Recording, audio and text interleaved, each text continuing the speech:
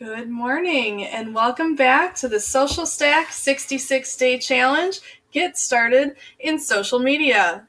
I'm Amy Stack and today is day 66, the last day of our challenge. Today we'll be talking about how to beat the social media algorithms. And in this challenge, you will learn 5 tips to make your content stand out. Before we get started, if this is your first time here, and you want to learn more about marketing with technology for your business, start now by subscribing to my channel. Just click that red subscribe button and then the bell icon.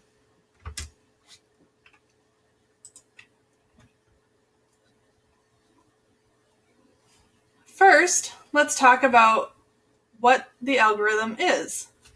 An algorithm is a mathematical set of rules that specifies how a group of data behaves.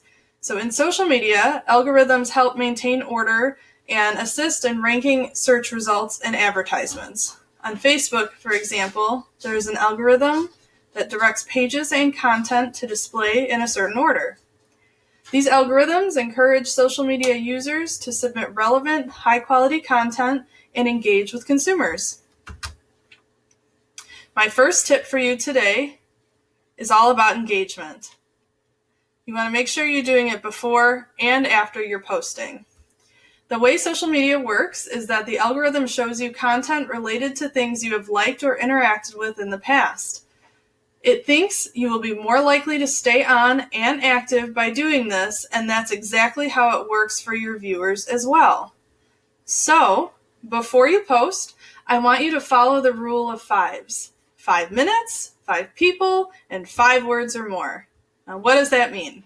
You need to take at least 5 minutes before you post to go comment on other people's posts with 5 words or more, or send messages to 5 new people that you have not connected with and ask them open-ended questions. Again, with 5 words or more.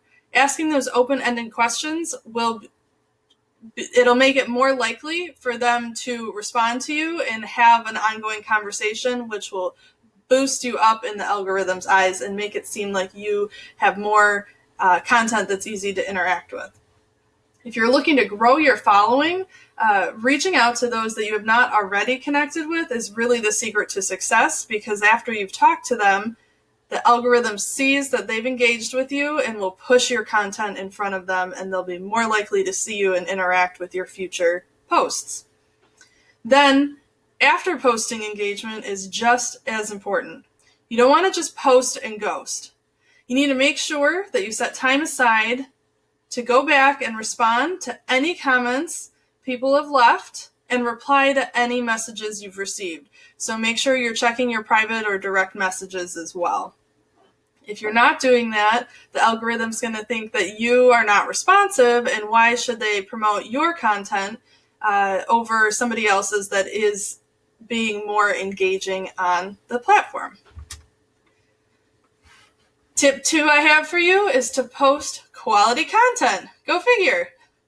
The algorithm is ever changing, however, it's always looking for healthy, relevant content that keeps people active on the platform.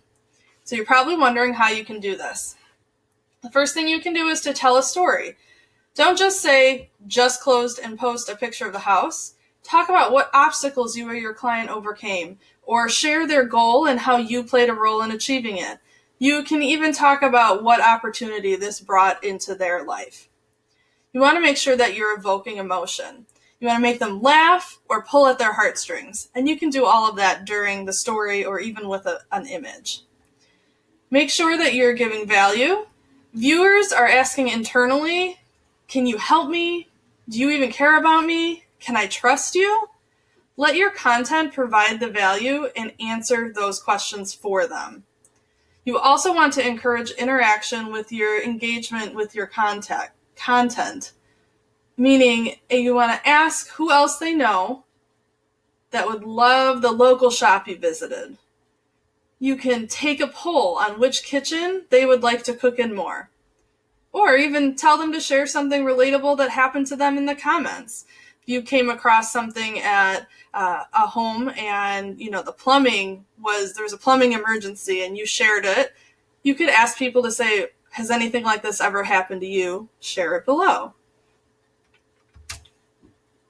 Then, when you are creating your graphics or your videos, you want to make sure they match the story that you're telling and that no more than 20% of the image has words on it.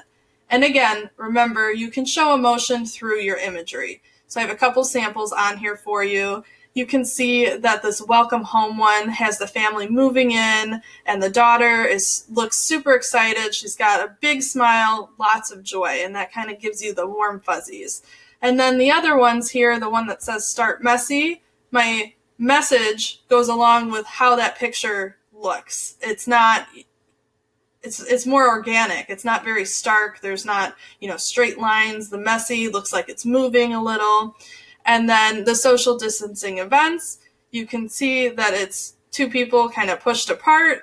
They're staying a safe distance away, and it's got my branding on there and not a lot of words. My third tip is to use video. Dun, dun, dun. I know a lot of people are afraid of using video, but you don't have to be. There is an overabundance of content on any given platform, and in the world of content, video is king. You have heard me say that before, and I will continue to say it. The content you are posting needs to stop that scroll, and video helps give you that extra edge. And it's easier than you think.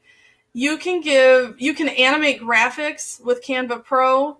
You can go live while you're on the go. It doesn't have to be perfect, just relatable or interesting. You can even share multiple clips from one long video. So if you do an interview with an industry affiliate or host a class, you can take little snippets of it and use multiple pieces at multiple different times from one large video.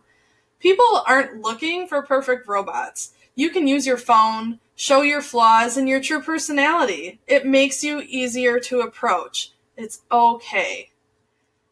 Go ahead and click the card here if you want to watch my Q&A session on using video in your real estate business to dig into this topic some more. My fourth tip for you is to make sure your timing is right. You want to make sure that the amazing content you're creating doesn't fizzle out just because of the time of day it was posted or because you're posting too much too fast. Every platform and audience will be a little different, so make sure to do your research on best practices or hire someone to do it for you. For frequency, these are good starting points for the 3 platforms that we discussed in the challenge. Facebook and Instagram, you want to start with 1 post per day.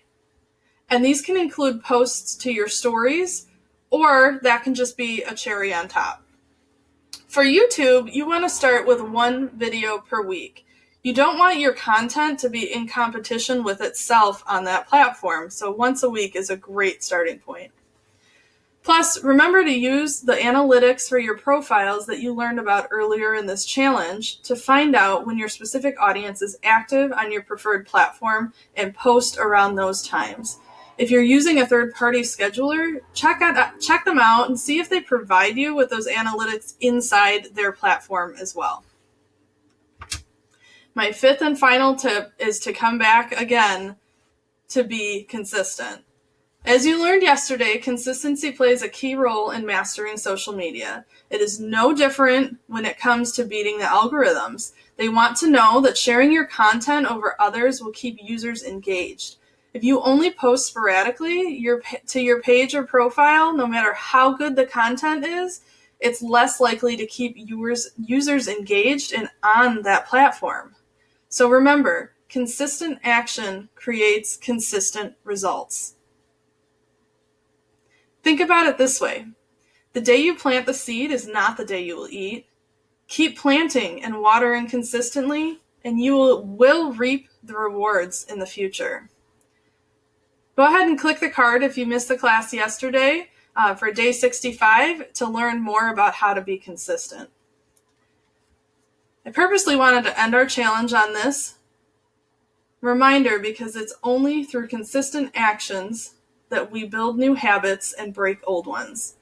If you've been following along for this whole challenge, you've successfully taken the steps to create the habit of consistently working on your social media presence, which is sometimes the hardest part. So I want to give you a huge congratulations for doing that. I also want to thank you for going on this journey with me and ask that you share in the comments what one of your takeaways was from this challenge, and then go ahead and share your profile link so I can go check it out. Remember to stay up to date on content about marketing based in technology for your real estate business. Go ahead and subscribe to my channel and click that bell icon, and then share it with a friend. I'll see you next time.